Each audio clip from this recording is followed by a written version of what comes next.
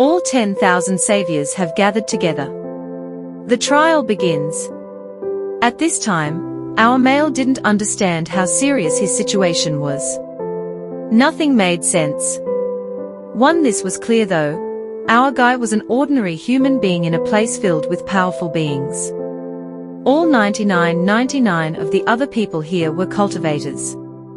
Very dangerous-looking individuals.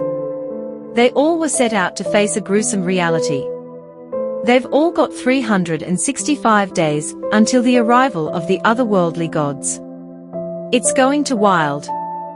Some sort of holographic screen appears and informs our guy he's just signed it successfully. It's his first day sign-in, and he's just been rewarded the power of the 1,000-year-old monster. On the second day he'll be rewarded experience of the legendary warrior god. So it's some crazy game or something. If he makes it even further, by the 30th day he'd have the ability to destroy a planet with a single punch. That's too much power for one mortal. Or don't you think so?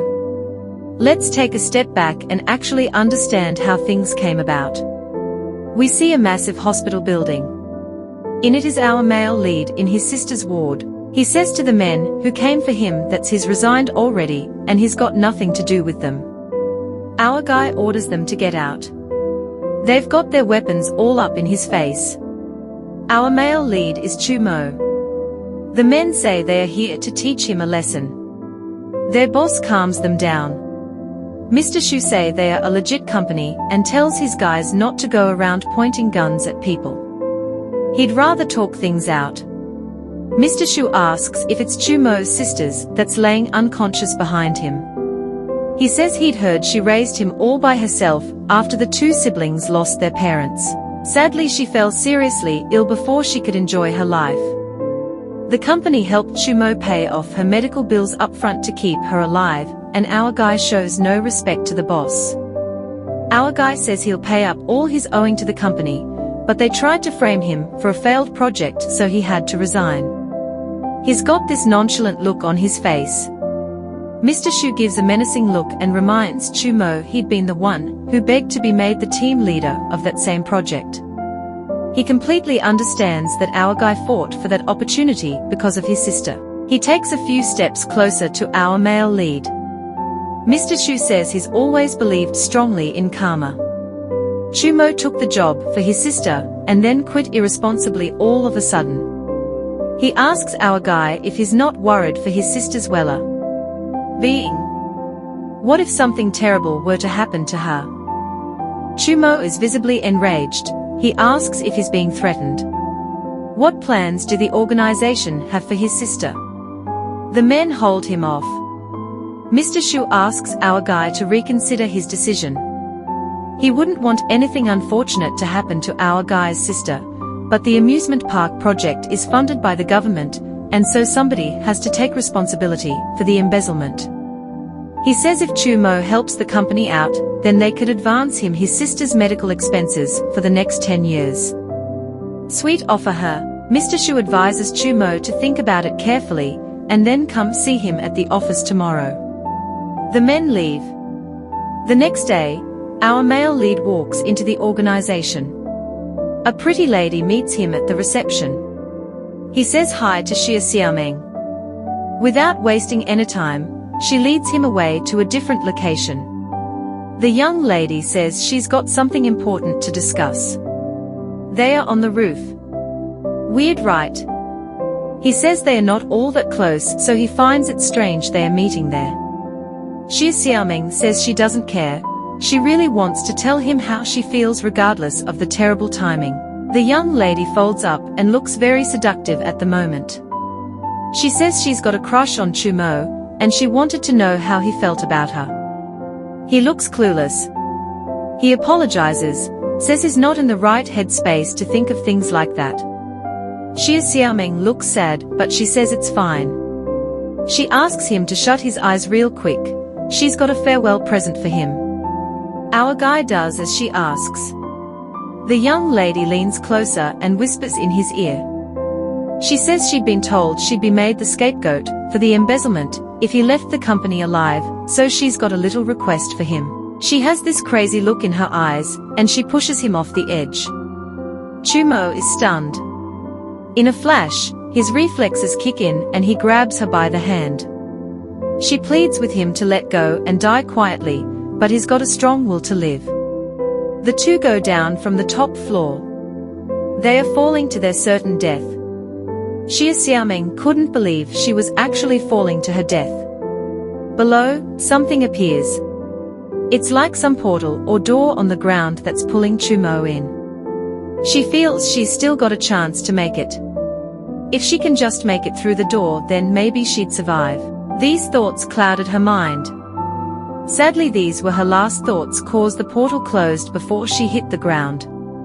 The people around hear a loud bang right in front of the organization.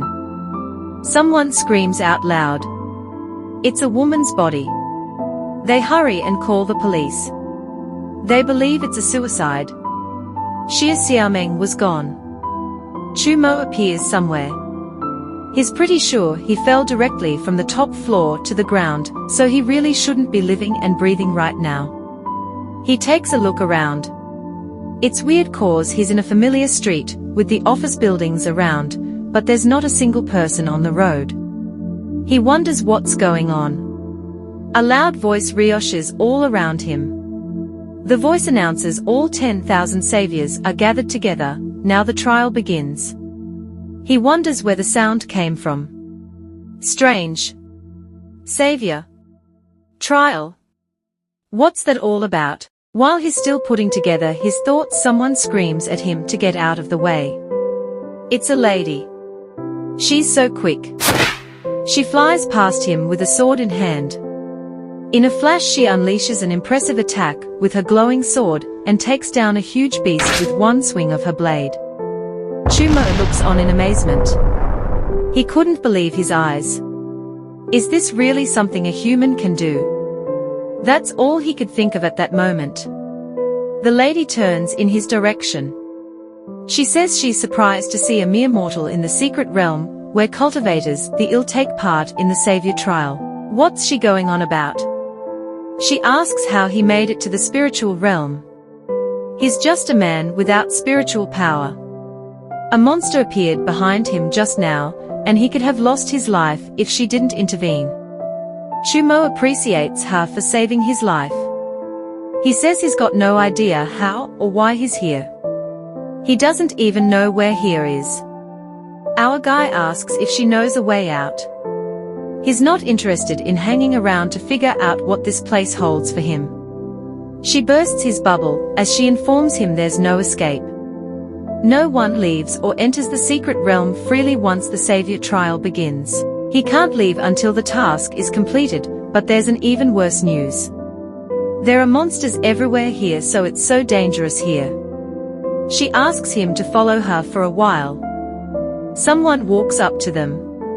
He calls the lady Yutong. He says the secret realm isn't a place for charity. It is an extremely dangerous place even for cultivators such as themselves. The young man says if she insists in bringing our guy along, then she'd have to leave his team. He's really not into the whole idea of taking in strays. Yutong asks if he really wants to leave the spiritually powerless man on his own. She calls him Senior Chen. Chumo walks up to her. He says it's fine. He wouldn't want her to leave her team just for his sake. Our guy assures her he'll do his very best to stay alive and make it out alive in the end. He's got a reason to go back. His sister is still waiting for him. Senior Chen says our guy's talking real big for someone who's powerless and inexperienced. He says he'd like to see Chumo fall into total despair. That's something the secret realm could do to a man. In no time, they left. Our guy wonders why they didn't help him. He was being really sincere in his speech, and he'd somehow hoped the cultivator, Yutong, would stay back. All is not lost. She left him a spare sword. He has no idea how to use it. He's going to try it out anyway. No harm in trying after all. Without a doubt, at a critical time he'll have to rely on himself. Only the weak place their hopes on other people's help. A holographic screen appears right in front of him. It reads, "Sign-in system activated. Sign in into the secret realm to receive generous rewards. Click to claim today's reward." Chumo wonders where the weird screen appeared, and how he's hearing a weird voice giving him directions. He clicks the screen. First day sign-in reward activates. He's been rewarded the power of a 1,000-year monster. Power is pouring out and he feels it envelope him. Our guy feels recharged even though he didn't get to sleep last night. It's an amazing feeling. I'm anticipating so much action to come. The strange occurrences weren't limited to the secret realm alone. In the real world, an announcement spanning across all contingents and all the people plays aloud. An invasion from the other world has been detected. The secret realm will now be activated. A total of 10,000 cultivators has obtained the status of saviors and entered the secret realm to fight against the invading otherworldly monsters. The secret realm will live stream the battle to the world as it's tied to the fate of the entire human race. If the saviors fail the trial, the otherworldly gods will descend after 365 days, and the human civilization will be destroyed. Everyone got it. No one missed it. There was vast confusion amongst the masses. Something strange is happening. Everyone's phone is downloading an app called Secret Realm Live Stream by itself. The people can't accept it. It can't possibly be true. All that voice said about cultivators and saviors and otherworldly gods. A young man says he'd like to be a cultivator too. His friend says he's an idiot. They'll all probably be gone in a year, so what kind of cultivation will he practice then? The chosen saviors will battle with monsters.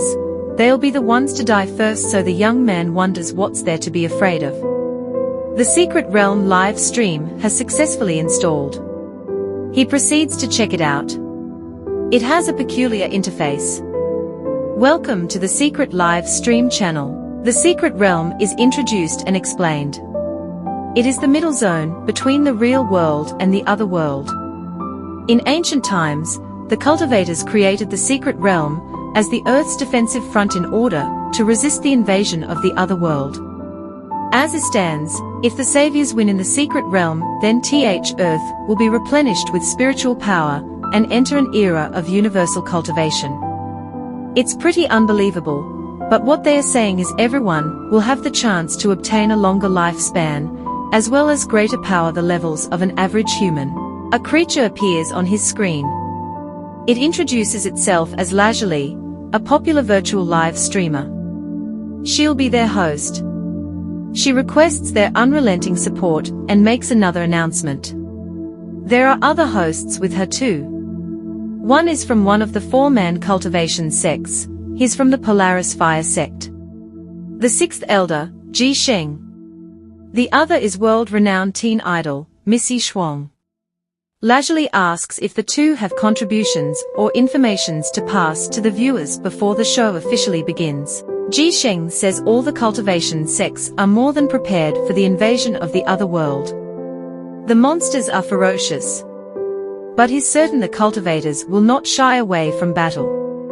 Missy Shuang agrees with his words. She says he's so reassuring. She makes an announcement. The Secret Realm live stream app has a special function, which is the viewer reward system. The viewer's account will generate a varying amount of destiny coins every day.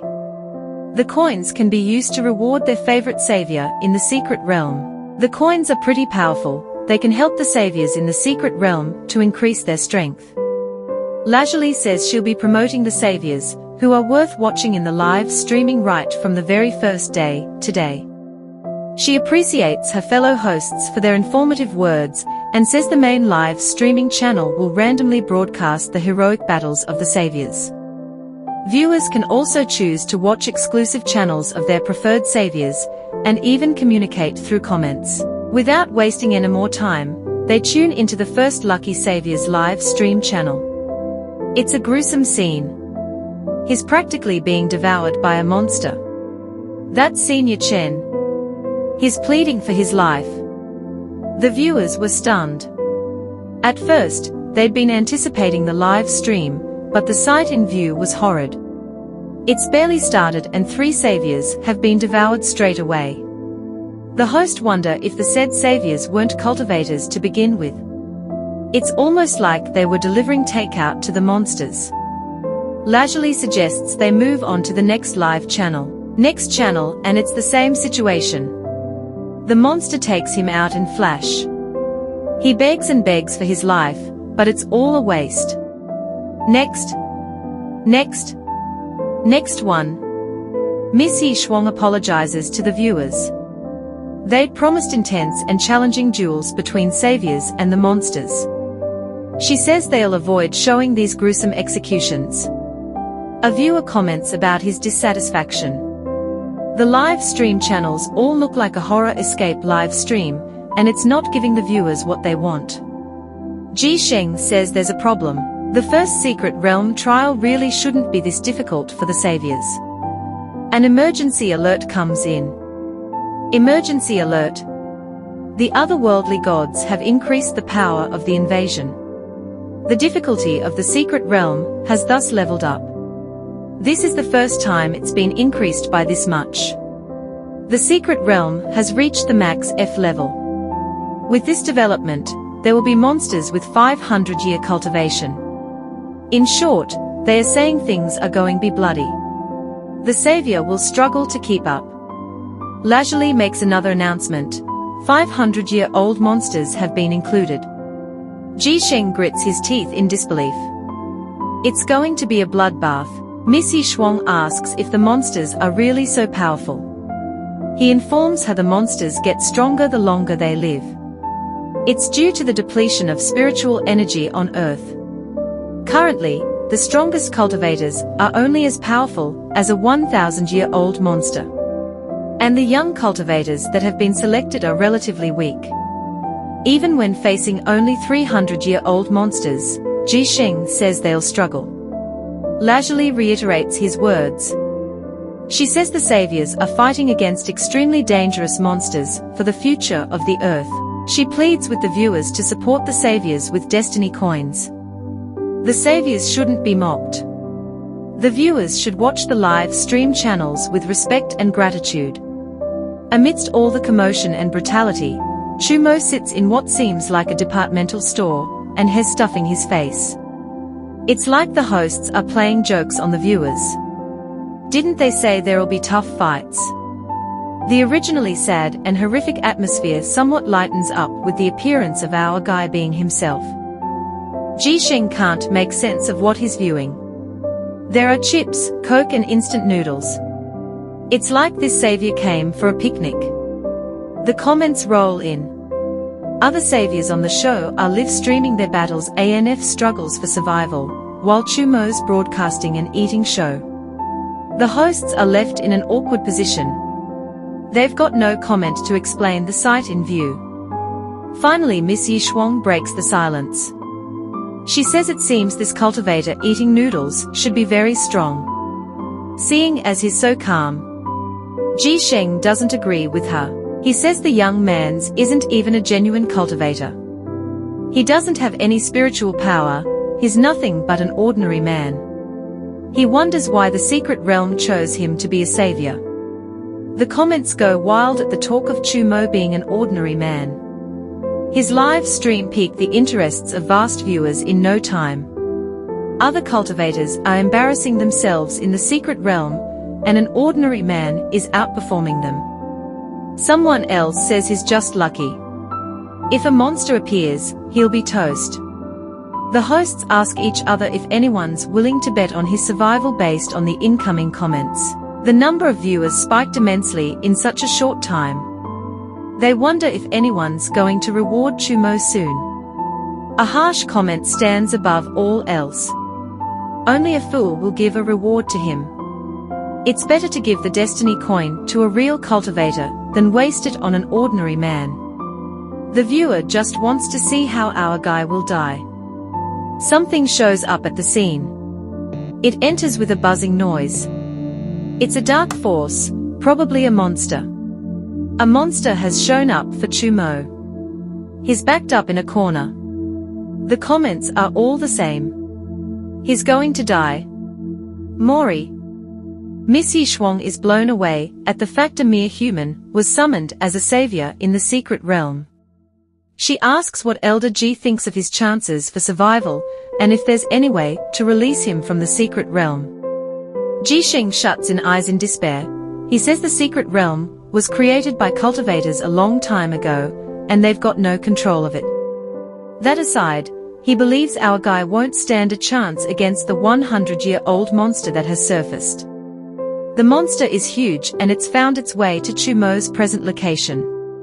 Our guy takes a short while to analyze the situation. The monster has 6 eyes and it's much bigger than the one he saw before, so he wonders if it's some type of enhanced version of the one he crossed paths with. He's got to figure something out. Even though he has obtained the strength of a 1,000-year-old monster, he's still very much inexperienced to the ways of the secret realm. He believes his newly found strength and power is no match for his 6-eyed opponent. The monster wastes no time and launches its first attack with its huge arms, attempting to crush our guy with one move. Chumo moves swiftly and dodges the strike. To him, the attack seemed so slow and he easily dodged it. He wonders if the huge monster is weak. Looks can be deceiving, or don't they? The monster couldn't believe it didn't get his prey. It stares at its empty palm with disbelief. Our guy tries to work out a strategy in his head to defeat his massive opponent. So many thoughts run through his mind. The monster may be slow, but its defense is strong. He's been able to figure that out in short time. His 6-eyed opponent may be trying to trick him into attacking first. The reverse damage caused by his attack could be fatal for Chumo. Not going to lie, for someone who's not experienced in battle, his analysis isn't bad at all. Our guy decides to test his theory. He brings out his sword. And he's prepared to attack it with this long sword he got from the cultivator, Yutong. He dashes towards the monster and strikes it with all his might. The blade connects. Even to its surprise, the 6-eyed opponent was perfectly intact. Chumo's sword broke in half as a result of the impact. The monster is exactly as he suspected. It tricked him into attacking and then rebounded our guy's power to hurt him. Luckily, our guy attacked with a sword, if not it'd have been fatal. Chumo was unharmed. The comments started rolling in. A viewer says Elder G's expectations have been cut short multiple times already. Another says Chumo is fantastic. The monster couldn't even touch the tip of his clothes. His dodging skills are impeccable. Another viewer says our guy is just a lucky dude. After all, he broke his sword in his first attack, and all he's doing is dodging the monster's attacks. The people battle out their opinions in the comment section. Lazuli says she's surprised Chumo could actually dodge the monster's attacks. Miss Yishuang also says she's impressed and she wonders if he could actually defeat it. She turns to Elder Ji and asks his opinion on the matter. Ji Sheng admits he misjudged our guy. He says he can tell from Chumo's fighting that he's probably a martial artist with pretty decent skill too. There's a but. But only an attack infused with spiritual power can harm the monsters. What he's saying is, only true cultivators with actual powers could possibly defeat the monsters. Ji Sheng has really low expectations for Chumo. The battle continues. As it stands, no matter how many attacks our guy dodges, he'll be dead if he is hit once. His life's practically hanging on a thread. Something bad is happening. Chumo didn't notice it until it was pretty late. He'd been dodging the monster's attack, but he's been forced into a corner by the beast. Now there's no way he can dodge its attacks. He thinks hard on his next choice of action. He decides he'll take a chance and attempt to fake an attack, and push the monster gently instead, so he can get away if his 6-eyed opponent hesitates for just a short moment. That's the plan. But will it work? Chumo stretches out his hands and gently touches the monster. His hands send out a beam of energy, and his confused cause he thought he just pushed the beast gently.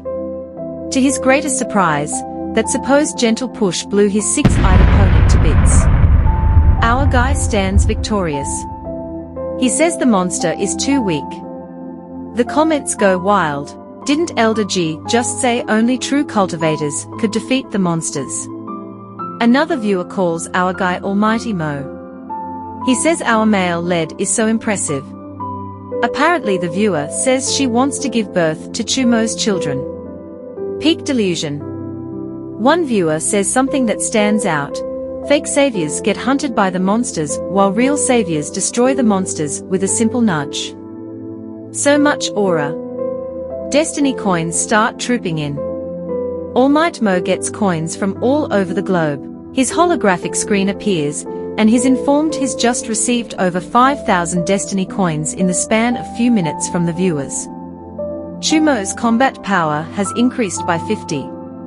Our guy stretches out his arm and puts together the information he's just received from the voice of the secret realm. Rewards her. He wonders if it's a new feature here in the secret realm. Chumo doesn't feel any different. A notification pops up. The combat power of the host has increased. Current combat power 10,000 times 50. Oh my, things just keep getting interesting. Back at the organization in the real world, one of Mr. Shu's guys runs along to inform him about Chumo's appearance on the live stream. His boss isn't moved.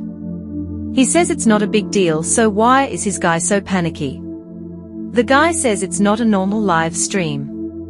Chumo showed up on the Secret Realm live stream, and he's been selected as a savior. Not too long ago, he defeated a monster. His panicky cause his scared-out male lead might return and get back at them from the threats on his life and his sister who's ill. Mr. Shu isn't at all bothered. He says he knew all about it already before the report came.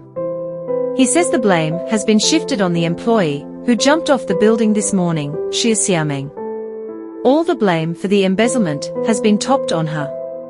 Also, he intends to write off all the medical expenses for Chumo's sick sister. It's more or less supposed to be a condition for a reconciliation with our guy. Not a bad plan from Mr. Shu sincerely. The guy asks if his boss has considered the situation whereby Chumo doesn't want to be on friendly terms with the organization regardless of their reconciliation plan. The boss says he's not scared of our guy. He has no intention of burying the hatchet out of fear for Chumo, and he laughs. To him, our guy is just a martial artist who defeated the monster by luck. Even if our male lead is a cultivator now, Mr. Shu is an elite, and his cultivators aren't beyond his reach. He could have several cultivators attack Chumo if he wanted it. The thought put a crooked smile on his face. If our guy doesn't want to reconcile, then Mr. Shu will send him to the netherworld. He's so confident in his elite status. In the next scene, Lazuli gives an update on the situation regarding the secret realm. It's officially been an hour since the secret realm activated. The tables are turning and the cultivators keep defeating powerful monsters. She encourages the viewers to continue rewarding the brave saviors. She appreciates Elder G for his professional commentary thus far. He's made a lot of things clear for the regular folks. Miss Yi Shuang chips in a few words too. She says Elder G's comments on Chumo have been the most entertaining in her view, and she laughs cheerfully. Ji Sheng doesn't find it funny. He's not in the mood to joke now. He speaks on the current situation with the monsters in the secret realm. To the best of his knowledge, the situation is far less optimistic for the selected saviors. The difficulty of the secret realm will gradually increase over time. Based on the ranking criteria of the secret realm, a 100-year-old monster will have a combat power of 100. A 200-year-old monster will have a combat power of 300. A 300-year-old monster will have combat power of 500, and it increases variably as the monsters are aged higher. This fact troubles Elder G deeply. As it stands, when the 500-year-old monsters appear, the cultivators will face the most difficult test of their lives. Lazuli says she's not in agreement with his assessment. The saviors are risking their lives to fight, so she feels they should have faith in them. She makes reference to Chumo, who easily defeated a 100-year-old monster, to the surprise of everyone. Now that she mentioned our guy, they tune into his secret realm live stream. Maybe he's doing something amazing again. To their surprise and disappointment, the young man is fast asleep on a bench in the secret realm like he's got nothing to worry about. The comment section is heated. The viewers are displeased at the sight of him sleeping peacefully for half an hour now. One viewer says they regret giving him a reward for earlier. The viewers express their disappointment and dissatisfaction in the comments. Another viewer makes mention of another cultivator, who's doing really great in the secret realm presently. Someone says they see no reason to support Chumo any longer. They'd rather watch Bai Meng Jun's live stream. Apparently, the said cultivator managed to defeat a 200-year-old monster at a disadvantage, and it seems he's just challenged a stronger monster now. The hosts view the comments and they are all a bit shaken. Lazuli advises the viewers to take it easy on Chumo. She reminds them he's not a true cultivator in truth and advises they tune down the harsh comments on him. Ji Sheng says he's in agreement with his co-host. Chumo is but an ordinary man. His precious strike against the monster wasn't an easy deal. He tells the viewers our guy could only deliver that effective blow to his six-eyed opponent, after buying much time, by dodging the beast's attacks repeatedly, so they should all give him a little credit. Miss Yi Shuang says Chumo's attitude is honestly disappointing. He gave the viewers such high hopes, then straight afterwards went ahead to take a nap.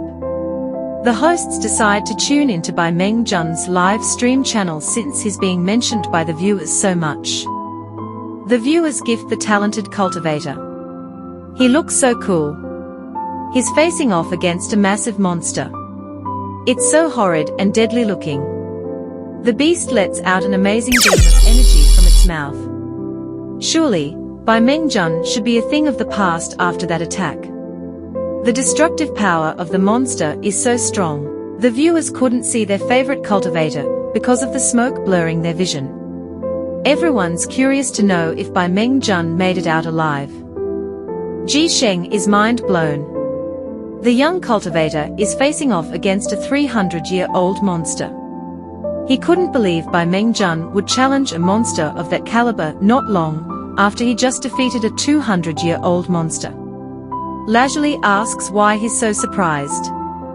After all, a couple of cultivators defeated some 300-year-old monsters not too long ago. Elder Ji makes it known that the cultivators who defeated the monsters are the chief disciples of the four major sects.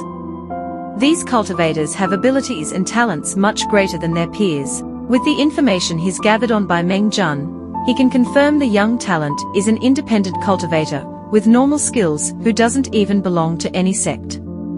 To the eyes of the normal person, it's a miracle that the young talent managed to defeat a 200-year-old monster, but now Bai Meng Jun is challenging a 300-year-old monster, and it's outrageous. Back on the battlefield, the smoke clears up and the young talent steps out of the smoke unfazed and unshaken. He's not at all impressed by the destructive power of the beast. He says he's disappointed cause he's yet to meet an opponent who'll actually give him a challenge. He stands right in front of the beast and readies himself to strike. The comment section mentions Chumo. But wait, he's not here, right? Or is he? He is. Our guy steps out of a collapsing building holding onto his neck. Elder G says he just came from Chumo's live stream, and he ends up seeing him again on this channel. What are the odds? Our guy has this nonchalant look in his eyes. He says the house he was taking a nap in pretty collapsed with him in it, and he asks if Bai Meng Jun needs any help with the monster in sight. The young talent turns in our guy's direction, and with pride in his voice, he tells Chumo to stay put. He's so certain he can handle it on his own. What's it going to be?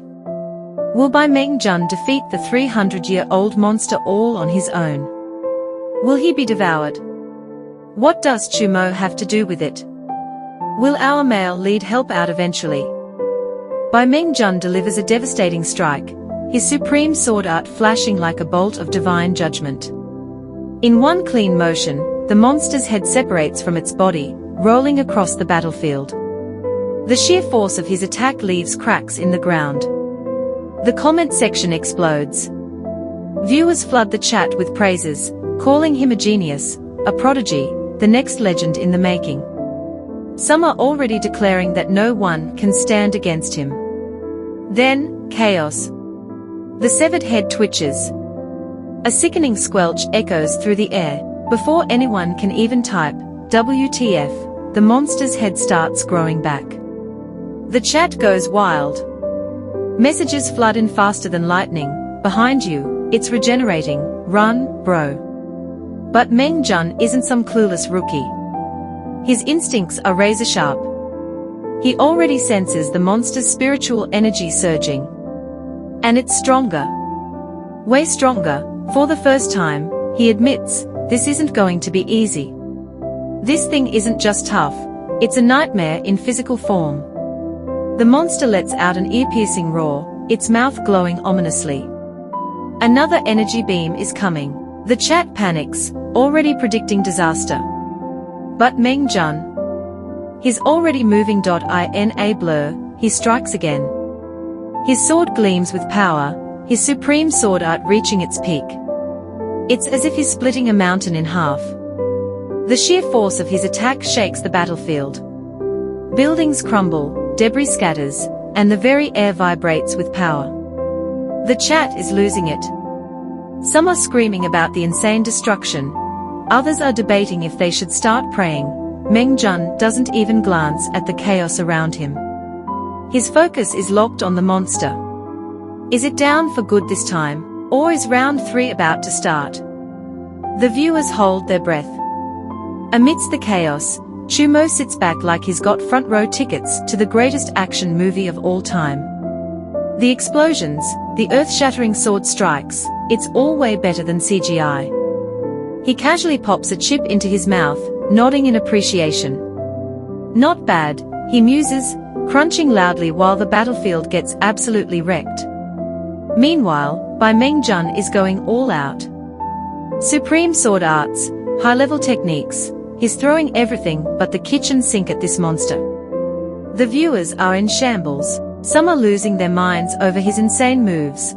Others can't believe the monster is still standing. At this point, it's practically illegal. How many times can one thing get obliterated and keep coming back? The chat is split between admiration and pure frustration. And Meng Jun, he's struggling. That much is obvious now. The monster refuses to stay down, no matter how many times he slices it apart. The chat starts having an existential crisis. They've clowned Chumo for being weak, but now their beloved cultivator is locked in a seemingly endless battle. The debate starts. Will Meng Jun finally overcome this nightmare? Or is he actually doomed? Lazuli chimes in, dropping the million-dollar question, is this thing even beatable? The chat freezes for a second. Good point.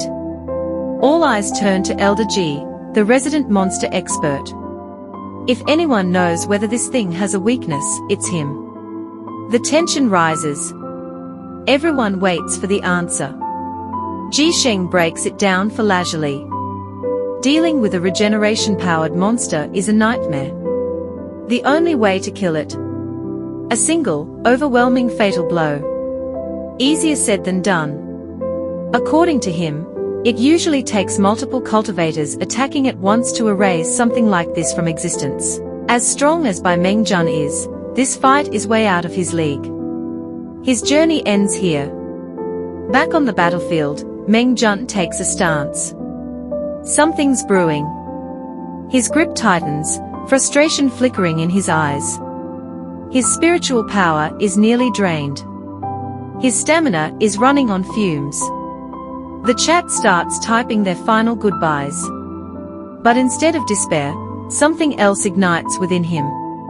Call it courage, stubbornness, or sheer madness, he refuses to fall. Memories rush through his mind. His sacrificed wealth, endured trials, pushed past every obstacle just to walk this path. Giving up now, not an option. The road to immortality is ruthless, but if he doesn't push forward, then what was all of it for? He takes a deep breath. If there was ever a time to risk it all, this is it. His body surges with power. He activates an arcane technique, one so dangerous that using it is basically gambling with his life. The battlefield crackles with energy. And then, he strikes. A blinding explosion of pure force tears through the air. The viewers are speechless. Even Chumo, the designated audience member, is stunned. He just witnessed something straight out of a legend. Then, nothing. No movement. No sound. Just silence. Chumo squints, realizing Meng Jun hasn't moved in a while. Oh. Concerned, he walks over, half expecting to find him unconscious. But Meng Jun. He finally speaks. Confidence oozes from his voice. The monster is finished. He's sure of it. And to prove it, he lets out a victory laugh, completely ignoring the fact that he's barely standing. To Meng Jun's absolute horror, and the chat's collective meltdown, the monster gets up. Again. Not just standing, but looking more menacing than ever, like it just walked out of a final boss cutscene. Despair crashes over him. How is this thing still moving after taking his strongest attack? This isn't just unfair, it's downright illegal. The 300-year-old nightmare doesn't waste time. Its mouth glows ominously, energy crackling, as it prepares to unleash another devastating beam. Meng Jun's instincts scream at him, move or die. Without hesitation, he shouts for Chumo to take cover. They need to dodge, or it's over. But Chumo. He just stands there. Calm. Unbothered. The beam fires, roaring toward them with deadly force. And then, whoosh. With a casual flick of his hand, Chumo conjures a barrier, effortlessly blocking the attack like he's swatting away a fly. The battlefield shakes from the impact, but he doesn't even flinch. He turns to Meng Jun, raising an eyebrow. What were you saying? His tone is light, almost amused. The young talent is barely standing, on the brink of collapse, and this guy just nullified the monster's attack like it was a gentle breeze. What happens next? At the sight of Chumo's jaw-dropping display of power, Meng Jun quickly changes his tune. Gone is the arrogance from earlier, now he's all smiles, bowing his head in apology for his bad attitude. He even tosses in a word of praise, calling Chumo's abilities impressive, like he didn't just witness something straight out of a legend. In his mind, they are equals now. A little bold, considering the barrier Chumo set up earlier did all the heavy lifting in convincing him. But hey, confidence is free. With his pride mostly intact, Meng Jun shifts gears. He wants to work together. Chumo, on the other hand, is already dusting his hands, convinced the monster is done for. After all, with an attack like that, what's left to worry about? Meng Jun, however, is not convinced. He's been battling this thing for several minutes, watching it regenerate like it's got an unlimited warranty. If there's one thing he's sure of, it's that this creature isn't staying down for long. Meng Jun explains that a monster of this caliber usually requires at least 4 cultivators of their level to handle. Meaning, they are still very much underleveled for this boss fight. So, as far as he's concerned, teaming up isn't just a suggestion, it's survival. Besides, with an opponent like this, 2 heads are better than 1. And right now, Chumo's head seems to come with some terrifying abilities, so why not be on the winning side for once? Meng Jun has one big problem, his body is running on fumes. He's pushed himself to the limit, and if this next attack doesn't finish the job, they'll be the ones getting turned into monster snacks. No pressure. Chumo broods over the new information. He's clearly not as cautious as Meng Jun, but hey, the guy seems serious enough. Fine. He'll go along with it. Meng Jun, visibly relieved, wastes no time taking charge. He lays out the plan. They need to strike the moment the monster regenerates. Hit hard, hit fast, and hit together. They've got maybe 5 seconds to pull it off. Chumo watches Meng Jun slip into a perfect attacking stance, radiating skill and determination. It's honestly pretty cool. Then a thought crosses his mind. Should he strike a pose too? Something heroic, maybe. A stance that makes him look powerful yet effortlessly handsome. Then again, that seems embarrassing. He scratches the idea. Function over fashion. 5 seconds pass. No movement. Another 20 seconds. Still nothing. 1 minute. Several more. The battlefield turns awkwardly quiet. Chumo finally turns to Meng Jun, deadpan. So, what's our next move? The monster still hasn't revived. Chumo glances at Meng Jun, wondering how much longer they are supposed to wait. Before he can ask, the young talent starts trembling violently. Then, out of nowhere, he coughs up a fountain of blood. Not a great sign. Meng Jun, despite looking like he just got hit by a truck, forces a smile and waves it off. I'll be fine, he insists. Turns out, going full throttle for too long takes a serious toll on the body. He just needs a little rest. Nothing major. Meanwhile, his mind is in absolute chaos.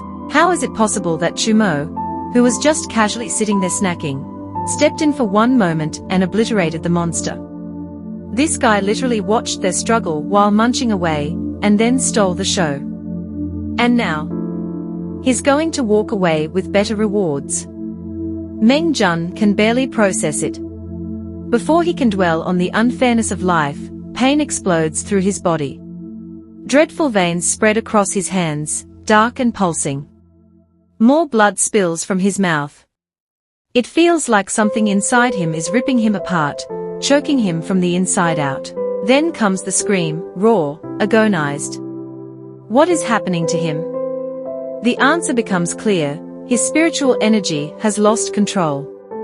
His body can't handle it anymore. Panic sets in. He doesn't want to die. Desperation takes hold as he levitates, his entire being igniting with uncontrollable power. A second later, boom. He erupts into a massive explosion. A bright, deafening bang shakes the battlefield. Chumo leaps aside just in time to escape the explosion. His brain struggles to process what just happened. 1 second, he's having a decent conversation with Meng Jun, and the next, boom. The guy is gone. Not even ashes left behind. Insane. He scans the battlefield, piecing together a convenient explanation. Clearly, the monster must have launched some kind of insane last-minute attack, wiping out Meng Jun completely. Yep. That makes sense. Probably best to get out of here now while the creature is still playing dead. Question is it really dead? Something about it feels off. Meanwhile, the viewers are losing their minds. Almighty Mo is back. The guy who casually wrecked the monster while munching on snacks has once again stolen the spotlight. It's almost unbelievable. The same beast that had their beloved by Meng Jun struggling for ages was defeated, and then, just like that, Meng Jun self-destructed. The comment section erupts into chaos. Some fans hail Chumo as a genius, a powerhouse unlike any other. Others cry foul, claiming he only swooped in after Meng Jun had already done most of the heavy lifting. The hosts are equally stunned. This was not in the script. Ji Sheng, who confidently labeled Chumo as just an ordinary man, finds himself eating his words. The talented by Meng Jun, who was supposed to be the star of the battle, is gone. The outcome is so unexpected that the audience leans in, waiting for expert insight. Ji Sheng takes a deep breath. His previous analysis. A disaster. One mistake after another. But this time, he's not taking any chances. His expression is grave. He's ready to educate them all. Jisheng starts with an apology, acknowledging the tragic loss of their beloved by Meng Jun. He assures the viewers that the young talent's death wasn't some great mystery or foul play, just cold, hard facts. Meng Jun pushed his ultimate move beyond his limits, and his body simply couldn't handle it. A cruel fate, but that's the reality of cultivation. Now, onto the real enigma. Almighty Mo Jisheng's expression turns serious as he shares his latest analysis. He believes Chu Mo is practicing a long-lost cultivation technique, one that was thought to have vanished from history, the body refining sect. Unlike traditional cultivation, which focuses on harmonizing with nature and using spiritual power as a catalyst, just like Meng Jun did, the body refining sect takes an entirely different approach. This ancient practice isn't about becoming one with the world. Instead, it imitates a powerful type of monster. Practitioners don't cultivate through external spiritual energy, but use their own bodies as a furnace, refining spiritual power directly into raw physical strength. The result: insane combat power, monstrous resilience, and brute force that defies reason. But there's a catch. A human body has limits. No matter how strong a practitioner becomes, they are still made of flesh and bone. Over time, the body refining sect faded into obscurity because its technique could only push so far. Even at its peak, it allowed cultivators to reach the strength of a 1,000-year-old monster at most. Impressive? Absolutely. But in the grand scheme of cultivation, it had its ceiling. And yet, here stands Chu Mo, someone who shouldn't even exist by those standards. Jisheng narrows his eyes. Has Mo truly mastered this long-lost art? Or is he hiding something even greater? Elder Ji's suspicions only deepen. Everything he's seen so far points to one conclusion: Chu Mo has truly mastered the lost techniques of the body refining sect. That would explain his absurd abilities, his insane resilience, and the sheer power he displayed with minimal effort. And let's not forget the mountain of rewards he's raking in from the viewers. The man is swimming in appreciation points. Meanwhile, back on Earth, Mr. Shu is left in utter disbelief. If what he just heard is correct, then Chu Mo isn't just strong, he's terrifying. His goon, ever the loyal yes-man, reminds him that he already arranged for a few cultivators to attack Chu Mo in the secret realm. No need to stress over it. Wrong move. Mr. Shu slams his fist down, furious at the sheer stupidity of that statement. Are you not paying attention? He snaps. Do you even understand what kind of monster Chu Mo has become? The strongest cultivators in history have only ever reached a combat power equivalent to a 1,000-year-old monster. That was the absolute peak. But right now, in the modern era, Chu Mo can wipe out a 300-year-old monster in the blink of an eye. Just like that. No build-up, no struggle, just gone. That means ordinary cultivators. No chance. They might as well walk up to him and request their own funerals. That's why he's so worried. His plan, his carefully crafted, foolproof strategy, is crumbling before his eyes. Oh my, oh my. Things just keep getting more interesting. The goon has heard enough of the boss's panicking and jumps in to calm Mr. Shu down, reminding him just how incredible he is. Boss, you didn't get to where you are by losing your cool.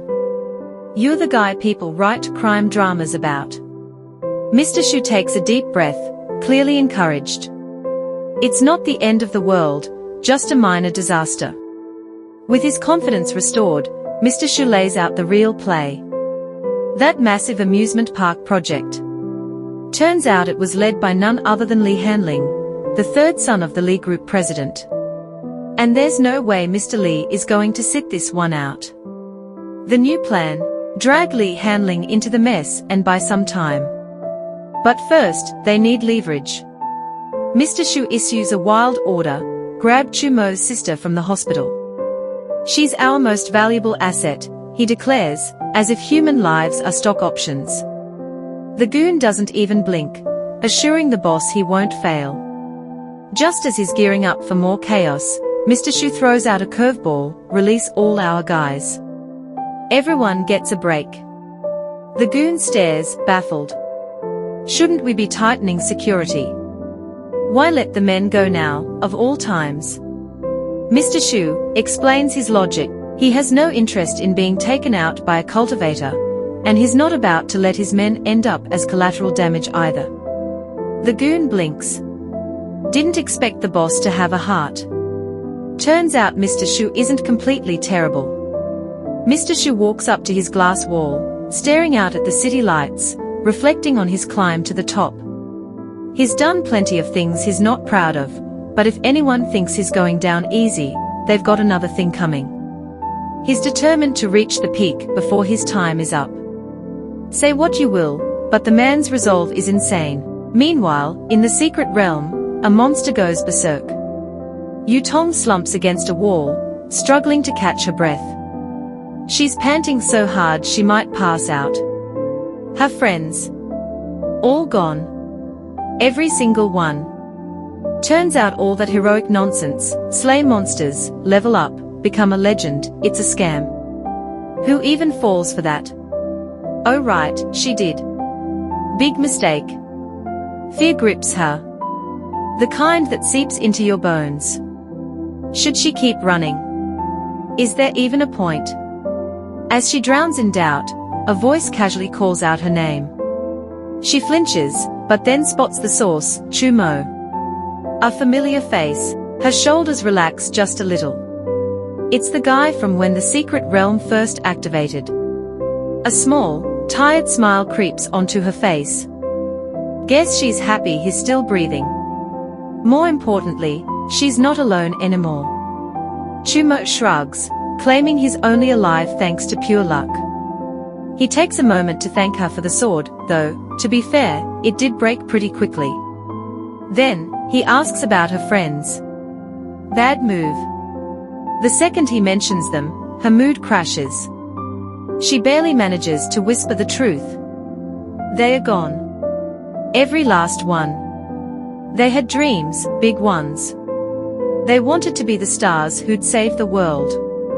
But in the end, they were just cultivators from small sects, hopelessly outmatched. Against those nightmarish monsters, they never stood a chance. The major sect disciples. They might have survived. But her team. They were devoured without mercy. Chu Mo nods, agreeing with Yutong's assessment. These monsters. Absolute nightmares. He tells her about his run-in with Bai Mengjun not too long ago, how the young talent had suddenly exploded right in front of him. Even now, Chu Mo can't wrap his head around it. He's sure he never even saw the monster's attack that led to Meng Jun's death. One thing is clear, if Meng Jun hadn't sacrificed himself, our guy wouldn't be standing here right now. Yutong suggests they lay low. Her master plan. Hide until the big-name cultivators take down the final boss, then stroll back to reality like nothing happened. She even offers to protect Chu Mo if things go south. The comment section immediately loses it. How dare she offer to protect Almighty Mo? Some viewers are cracking up, some are debating whether Mo is just pretending not to know Meng Jun self-destructed, and one person cautiously reminds everyone not to disrespect the dead. Meanwhile, Chu Mo and Yutong push forward, with her leading the way. She assures him the place they are headed is relatively safe. He, on the other hand, is certain he can hear something nearby. He stops, straining to listen. Yutong turns to him, completely clueless, until she catches sight of something that drains the color from her face. A monster. A massive one. The same one that wiped out all her friends. What now? Chu Mo and Yutong sprint for their lives, feet pounding against the ground as the monstrous, one-eyed beast barrels after them. Yutong shouts for him to run straight into a nearby building. Chu Mo, between gasps for air, wonders if she's lost her mind. Running into a dead end sounds like a terrible plan. Hiding only means getting trapped, and he's not eager to end up as monster food. Yutong insists she's dealt with this kind of creature before and lived to tell the tale. Great. Fantastic. Except she also said they were safe a minute ago, and now they are starring in their own horror movie. Trusting her is going to be an uphill battle. But she doesn't wait for him to agree. Without warning, she scoops him up, bridal style. The world tilts. Chumo flails like a fish out of water, his brain short-circuiting. Did she really just pick him up? She's already sprinting, holding him like he weighs nothing. He is not okay with this. They reach the building, burst inside, and slam the doors shut. Silence. No monstrous snarls. No heavy footsteps. Chumo stares out, catching his breath. The creature isn't chasing them anymore. It's almost like it never intended to. Yutong leans against the wall, panting. Chumo eyes her suspiciously. Yutong explains between breaths. The monster has terrible hearing and an even worse sense of touch, but its eyesight. Top tier. Not surprising, considering the massive eyeball taking up half its face. She's confident they are safe for now, though she warns him not to drop his guard. Better to be cautious. In her experience, heading to a higher floor and waiting it out is the best move. Chumo doesn't argue. For once, trusting her seems like the reasonable thing to do. He suggests taking the stairs. Yutong, however, is already making a beeline for the elevator. Chumo's enthusiasm for that plan is non-existent. She insists the secret realm mimics the city exactly. If elevators work in the real world, they should work here too. Logical, sure, but Chumo still isn't sold. Stairs don't suddenly stop working midway. Elevators, on the other hand, have a long history of betraying people in movies, games, and life in general. Yutong, however, has been running non-stop since entering this place, plus, she carried him like a sack of rice for a solid minute. The stairs sound like the worst idea imaginable to her right now. Chumo smirks. Wow, a cultivator with low stamina. Never thought I'd see the day. She immediately deadpans. Zero reaction. Absolute stone face. If looks could kill, he'd be a ghost. Then, in the calmest, most unnerving tone possible, she questions how much he actually knows about cultivators. Chumo wisely decides to shut up. She's adamant the elevator is the way to go. The monster outside isn't smart enough to use it, so what's the risk? After a moment of internal suffering, Chumo finally sighs and steps inside. If they get stuck, he's never letting her live this down. Chumo and Yutong step up to the elevator, pressing the button with the hope of reaching the top floor. The doors slide open. Their hope dies instantly. A massacre. Corpses fill the elevator, bodies hacked apart in ways no human could have managed. Blood coats the walls, the floor, and, oh great, some of it is still fresh. Chumo slowly turns to Yutong. So, some monsters do know how to use elevators. She studies the bodies, her expression grim. Not the one from earlier. Her eyes narrow. This is something else. Fantastic. New monster. New problem. Even worse, this building isn't just random shelter, it's enemy territory. The moment they stepped inside, they walked into a trap. Yutong's gut twists. This wasn't a coincidence. The two monsters are working together, picking off cultivators who try to hide indoors. And judging by the sudden, heavy pressure in the air, their welcoming party is about to arrive. Panic. No time for that. If they get attacked from both sides, they are done. They need space. Cover. A way to shake the monster off. Chumo's mind races. He remembers the map he glimpsed earlier. Upstairs, he says. Big office, open space, lots of cubicles, good hiding spots. It's not perfect, but it's their best shot. They move fast. No wasted steps. No second guessing. They reach the office just as the monster enters the building. It's hideous. Huge. Drenched in menace. Its single, unblinking eye scans the area, razor-sharp vision sweeping over every surface. It doesn't need to hear them. It just needs to see them. Chumo and Yutong tuck themselves into the cubicles, using overturned desks and chairs as cover. Their bodies go still. Every breath is controlled. Every muscle tensed. Chumo isn't convinced. "Are we sure this is safe?" he mutters. Yutong, barely moving, whispers back, "It can't see through furniture. We should be fine." The audience watching. Losing their minds. The chat is going wild. Everyone wants Mo to stop hiding and fight. They're here for action, not a game of hide and seek. Will they be found? Will Mo rise to the challenge? The suspense builds. The monster keeps scanning. The viewers keep cheering. The monster's squid-like tentacles slither through the air, feeling around for the cultivators in hiding. Each one stretches impossibly far, covered in eerie, unblinking eyes. Yutong nudges Chumo, whispering for him to be careful. Those creepy eyeballs can see everything. He nods, resisting the urge to wave. Probably not the best time for jokes. The young lady seems a little too fascinated by the monster's body, but that's beside the point. She proposes a backup plan. If they get caught, she'll stall, and he'll make a run for it. Chumo crosses his arms and assures her he won't be dead weight. He's taken down a weak monster before, no big deal.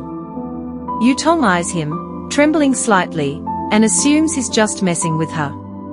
Common people need protection, and she's a cultivator, so it's her duty to make sure he gets out alive. She gives him a confident nod, claiming she can hold off the monster and escape without breaking a sweat. Chumo's not sure if she's bluffing or just trying to comfort herself, but either way, he's not about to argue. Something catches Chumo's attention. A sound, faint but getting closer. He stiffens. Yutong watches him curiously, then gasps in admiration when he mentions it. She still can't hear a thing. With a smirk, she teases that he and the monster would make a great duo, him with his super hearing, the monster with its perfect eyesight. Chumo slowly turns to her, completely unimpressed. Now is definitely not the time for jokes. Then Yutong hears it too, soft, barely their footsteps.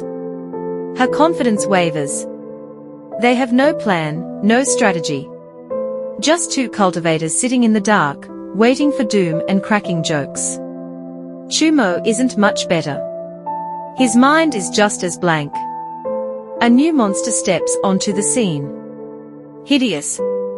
Silent. It glides across the open office space with unsettlingly light steps. The moment it appears, Yutong feels it, a crushing, deadly aura. The air turns heavy, suffocating. A cold realization hits her. This thing has to be at least 300 years old to radiate this much pressure. Hope? Gone? Two terrifying monsters. One room. No way out. The creatures scan the area, their many eyes and keen senses searching. The cultivators barely dare to breathe. The comment section floods with reactions. The viewers don't really get what's happening, but they find it hilarious that Almighty Mo is crouched under a table like a terrified office worker hiding from their boss. The whole scene feels like a horror movie, except the protagonist is supposed to be overpowered. One viewer even proposes a bet on how many punches it'll take for Chumo to flatten these monsters. Meanwhile, the tentacled monster is dangerously close. Its eerie eyes hover just centimeters away from spotting Chumo, and then it does. Without hesitation, it alerts its monstrous counterpart that a human is here. Before things escalate, the long-armed monster calmly places a hand on its partner's head. They exchange words in some strange, guttural language. The tentacled monster visibly bristles, clearly annoyed at being patted like a house pet. Then, the long-armed one issues a surprising warning: they should leave these humans alone. It saw this man take down Worm Teeth, one of their strong counterparts, with a single punch. The tentacled monster hesitates. The logic doesn't add up. If this human is so powerful, why is he hiding? No one has an answer. The uncertainty is terrifying. In an almost comical turn, both monsters decide it's better not to find out. Without another word, they flee. Yutong exhales in relief, grateful they didn't have to fight. Chumo, on the other hand, is more confused than anything. Why did they leave? Did he miss something? The viewers are just as baffled. This might be the first time they've ever seen monsters willingly run away. The disappointment is real. Everyone wanted to see Almighty Mo throw hands. Instead, they got the most cowardly monsters ever recorded. A notification pops up, flashing across the screen. The final boss for the first task is about to appear. A 500-year-old monster, unlike anything the cultivators have faced before. The chat explodes with excitement. Peak action incoming. Chumo and Yutong exchange uneasy glances. He wonders aloud if they are really about to face this so-called final boss. Yutong immediately shuts that idea down. There is no universe where she willingly goes up against a 500-year-old monster. That's not bravery, that's a death wish. Instead, she suggests a much more reasonable plan. They hide and wait for the master cultivators to handle it. They are the experts, after all. Fate, however, seems to have a twisted sense of humor. The notification specifies the monster's spawn location, Shuangyan Street. As luck would have it, that's exactly where they are. Before they can react, a massive beam of light descends from above, illuminating the entire area. The atmosphere shifts. The air crackles with an overwhelming, suffocating pressure. Chumo barely reacts. He stands there, calm as ever. Yutong, on the other hand, absolutely loses it. Her survival instincts kick in at full force. She lets out a full-volume scream, practically shattering eardrums. Run! Oh my, oh my. This is it. Peak action incoming. Enjoying this story so far? Drop a comment showing your interest in a part 2, and also don't forget to like, share and subscribe. Until next time, adios.